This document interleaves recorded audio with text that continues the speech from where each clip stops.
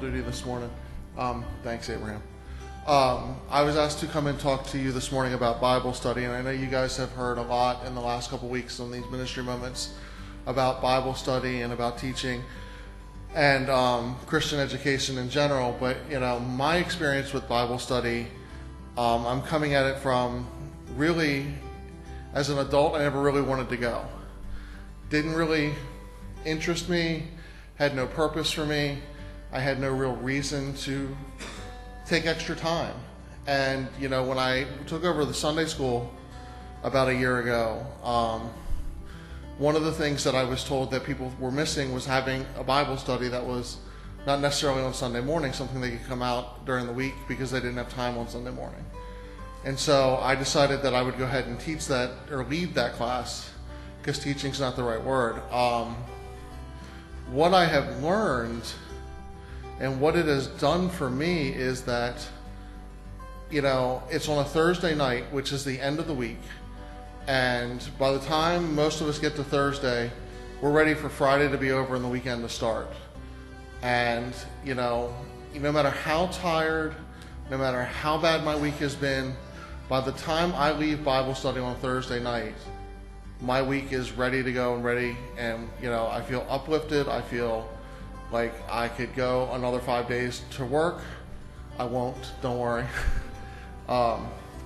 It's one of those things that it's a great opportunity to learn about other people in the church, to learn about the Bible, and to learn about yourself. I have to say, in the year that I have been doing the Bible study regularly, I have learned more about myself and how I relate to the Bible and how I see things that aren't always right, and how my point of view has changed on things where for years I thought that I was doing the right thing. And Bible study is never difficult, but it's always eye-opening.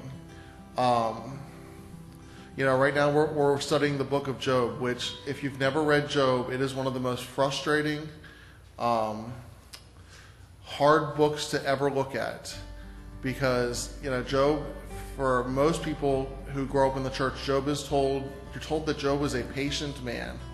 And when you read the book of Job, Job is not a patient man. Job is far from patient. And the one thing that you learn that Job, if you don't know the book of Job, Job was a man who had everything in the palm of his hand. He had a good life. He had children. He did everything that God asked of him, at least he thought he did, and nothing was wrong. And then one day, the devil said to God, I bet if I were to take away the stuff from Job, he would turn against you. And God said, not going to happen. Go ahead. You can't kill him.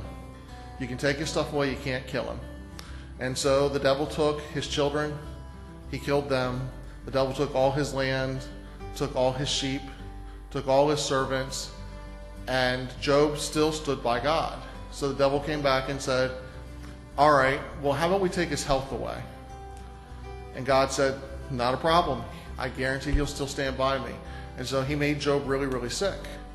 And the thing is, Job, once he got really sick, began to question God. And through all the questioning that Job does of God, the one thing that stays the same is his faith never changes. He always prays to God. By the end of the book, Job could have very easily just given it all up and died.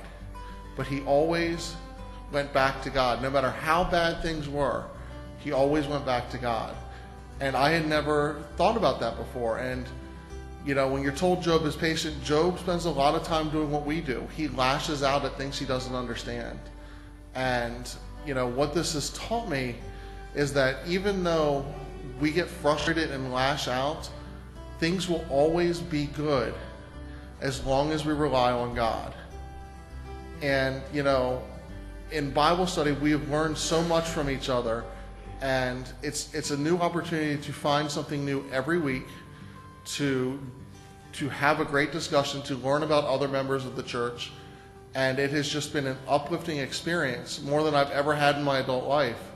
So it's one of those things that, in terms of ministry, find a Bible study. have fun and talk with other members of the church about their views on what is being read and what is being said.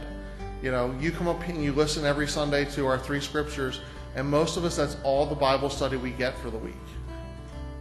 There are some of us who do devotions at home, and that's wonderful, and that's a great thing, and you should continue to do that. But there's something to be said about talking with other members about their views of certain things, because you never know what might change your mind or what might make you see something differently and what might improve your life. And Bible study has definitely improved my life over the last year. Thank you.